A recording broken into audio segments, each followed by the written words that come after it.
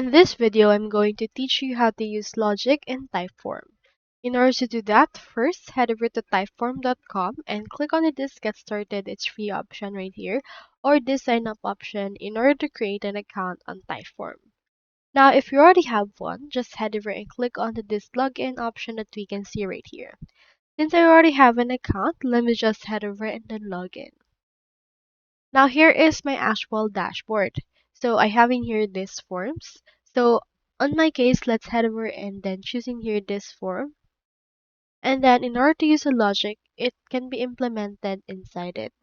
So click on a question. I have in here this second question. So head over and then utilize it and click on it. And then go to the workflow tab. And then from in there, you can see in here the actual data, the branching, scoring, and tagging. So just choosing here the which one you want, and we have in here this always go to options right there. So you can see all the rules and you can see that you can actually edit the logic for this particular part. So this is our second question. So the logic for this is to actually go to the next option, which is the third question. Let's add that rule.